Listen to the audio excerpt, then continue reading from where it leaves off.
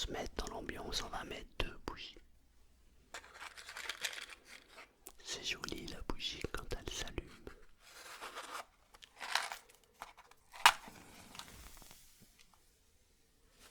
Regarde comme c'est beau.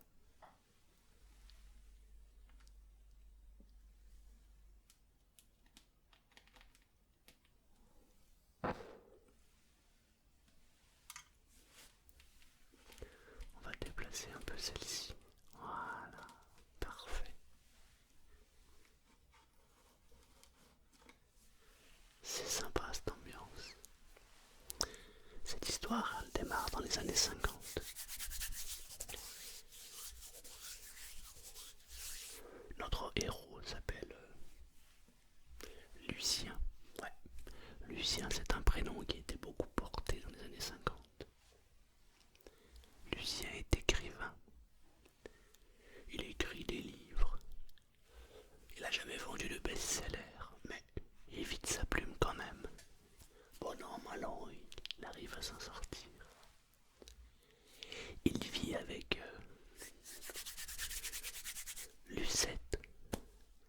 On va l'appeler Lucette. Enfin, quand je dis il vit avec elle, il ne vit pas vraiment avec elle. Ils habitent chacun dans leur appartement. Ils ne sont pas mariés. Lucien, lui, il aime bien sa liberté. Il adore la retrouver le week-end. Mais il aime son indépendance. Ils ont tous les deux passé 35 ans. Ils n'ont plus l'âge de faire des enfants. Elle adorerait se marier avec lui. Mais lui, non. Il aime trop sa liberté.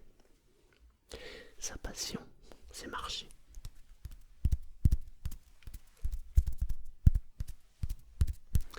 Il adore se promener dans la campagne, seul.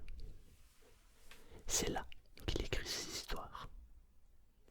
Il se promène et marche.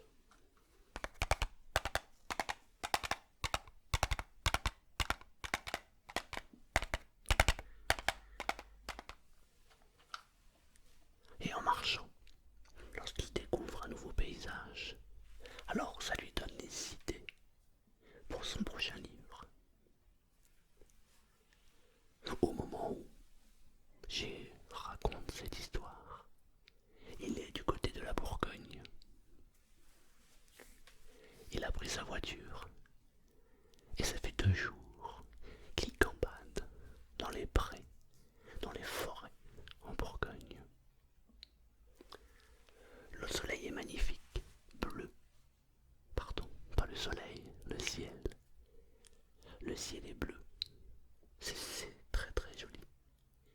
Il y a cet effet de luminosité à travers le blé, à travers l'orge, qui est magique, splendide. Ça lui donne des idées pour créer un personnage.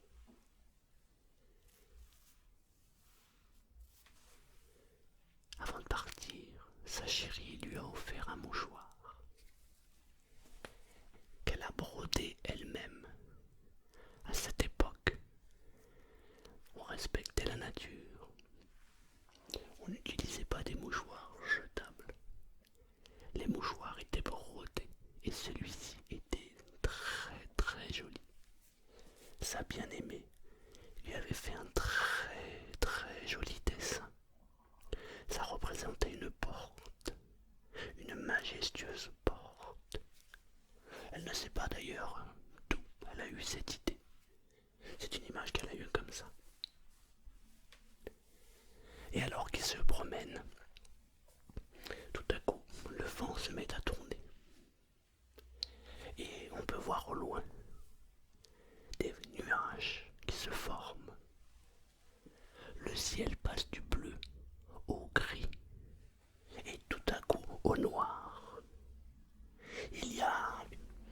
On a l'impression de voir au loin une tempête qui se prépare. Notre héros se demande ce qu'il doit faire. Il est en plein milieu de nulle part.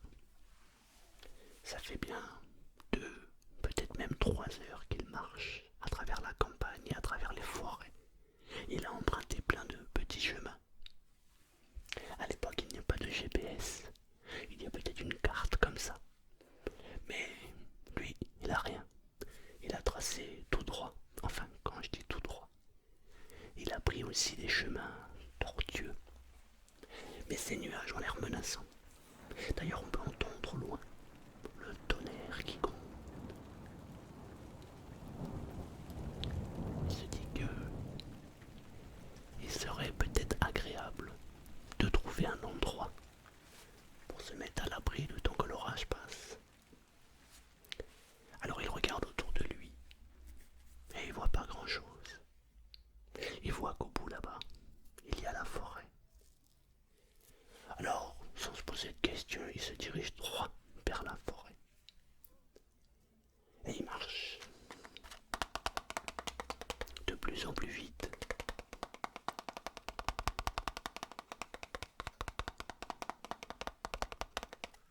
Arrivé à l'entrée de la forêt, il voit un chemin qui pénètre à l'intérieur. Il suit ce chemin. Il commence à pleuvoir. Et ce sont des grosses gouttes. Et il regarde derrière lui. Et il voit les nuages de plus en plus menaçants s'approcher de lui. Alors il se met à courir. Mais il ne sait pas où aller. Quand tout à coup, au loin, il voit une espèce de cabane en bois. Alors il court de plus en plus vite. Et il arrive devant cette vieille cabane qui est assez étrange. En même temps qu'elle est magnifique. Il se demande qui peut habiter ici. Alors il crie: Eh oh, il y a quelqu'un! Eh oh, il y a quelqu'un! Personne ne répond. Et il regarde cette porte qui est devant lui. Et ça lui rappelle vaguement quelque chose. Il a déjà vu cette porte. Mais où a-t-il bien pu voir cette porte? Il tape à la porte. Mais on a quand même l'impression que cette maison est abandonnée. Et puis, il se décide à déverrouiller la porte et la porte s'ouvre. Il entre dans une pièce majestueuse. C'est d'ailleurs étonnant, car de l'extérieur, on n'aurait pas dit que cette maison en bois ou cette cabane en bois était si grande. À l'intérieur, il y a un escalier qui monte et qui grimpe. Il se divise en deux. Et on peut voir qu'il y a un palier à l'étage. En bas, il y a plusieurs pièces. On dirait une maison qui date des années 1900 et qui n'a absolument pas bougé. Sur les étagères, il y a un peu de poussière. Il fait le tour du rez-de-chaussée. Waouh, qu'est-ce qu'elle est belle! Cette maison a une âme. Alors il s'imagine: et si je contactais le propriétaire? Je lui achèterais bien volontiers cette cabane. Ici, je pourrais refaire la déco. On pourrait imaginer une cheminée ici, à cet endroit précis. Et la chaleur monterait à l'étage et on réchaufferait toute la maison. Et le voilà parti dans ses idées. Il faut dire que cette cabane ouvre l'esprit. Il monte à l'étage.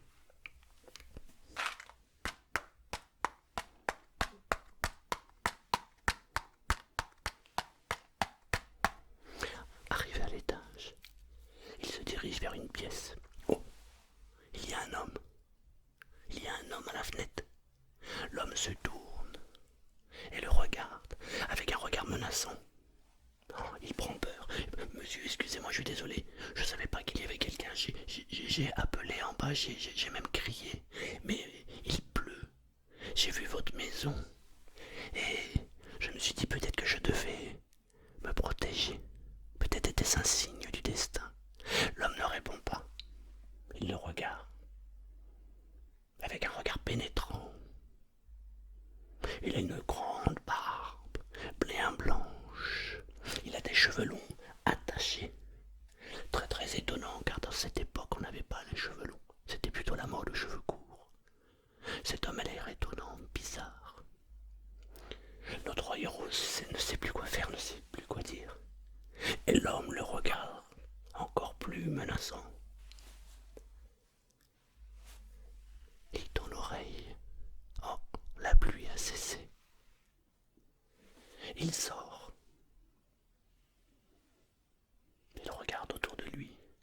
La pluie reprend un peu, alors il rentre à l'étage, il grimpe, il s'essuie le front avec le mouchoir. Il est trempé. Monsieur, je voulais savoir, est-ce que vous vendriez votre maison? Elle me plaît énormément, votre prix sera le mien. L'homme continue à le regarder fixement, mais ne lui répond pas. La pluie a cessé. Bon je vais pas vous déranger plus longtemps, il ne pleut plus. Je m'en vais. Il tourne les talons et il s'en va. Il reprend le chemin inverse. Il avait réservé un petit hôtel, une petite chambre dans une chaumière. Il arrive à son hôtel. Il se déshabille, il prend une douche et il se sèche.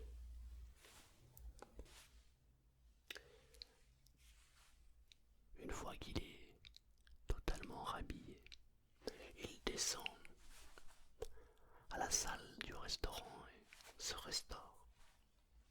Il demande aux gens de l'hôtel s'ils ont une carte de la région. Et il regarde sur la carte. Il essaie de trouver l'endroit où il a trouvé cette fameuse cabane. Il repère à peu près l'endroit, mais rien de bien précis. Il finit son repas. Il monte dans sa chambre et pense à sa bien-aimée et à la fameuse porte qu'il a vue sur cette cabane. Et là, la lumière s'allume. La porte qu'il a vue sur la cabane, c'était la porte qui était dessinée sur le mouchoir. Ni une ni deux, il fouille dans ses poches. Il cherche son fameux mouchoir. Mais il ne trouve pas le mouchoir. Mince! Mais où est-ce que j'ai bien pu mettre ce mouchoir? Et il repense. J'étais dans la cabane, je suis monté au premier étage. Je me suis essuyé. J'ai dû faire glisser le mouchoir en dehors de ma poche. Le mouchoir doit être à la cabane. Et il repense à sa chérie, qui a mis tant d'amour dans la borderie. Non, je peux pas lui dire que j'ai perdu son mouchoir. Demain matin, j'irai à la cabane récupérer mon mouchoir. Peut-être que le propriétaire l'a retrouvé et il me rendra mon mouchoir. Il passe une nuit plutôt agréable. Et le lendemain matin, à la première heure, au lever du soleil, il prend son petit sac à dos. Il met une bouteille d'eau fraîche, un sandwich, et le voilà parti. Et il repart dans cette forêt. Et il cherche, mais il trouve pas cette cabane. Mince, où est-ce qu'elle peut être? Où peut être cette cabane? Et là, d'un coup, paf, il repère un petit bosquet.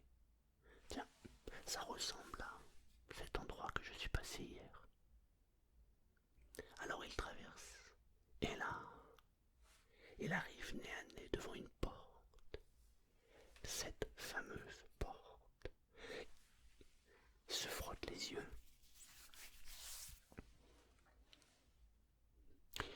Il n'en revient pas.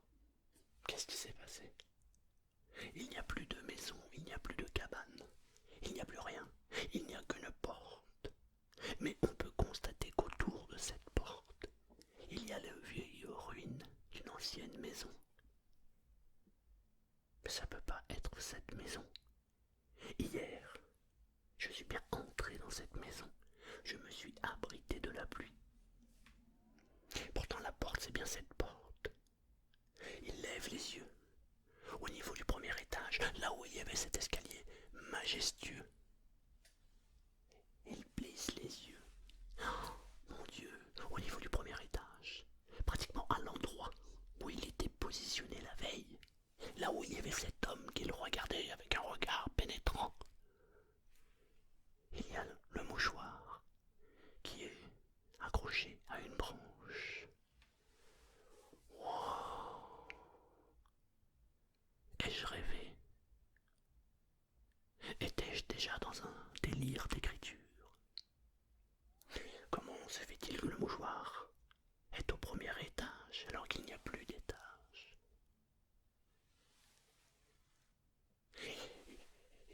attrape une branche, il la casse,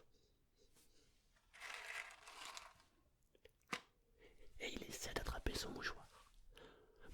Bon an, mal an, il y arrive. Le mouchoir tombe. Il prend le mouchoir que sa chérie lui a brodé. Il se recule au niveau de la porte. Il regarde le mouchoir. Il regarde la porte. Waouh! Sa chérie lui a brodé la porte qu'il a devant les yeux. Ce n'était donc pas un rêve. Que s'est-il passé? Un décalage dans le temps. Une vision du passé mélangée à l'avenir. En tout cas, il prit sa plus belle plume et écrivit la plus belle histoire qu'il avait jamais racontée. Cette histoire fut un véritable succès.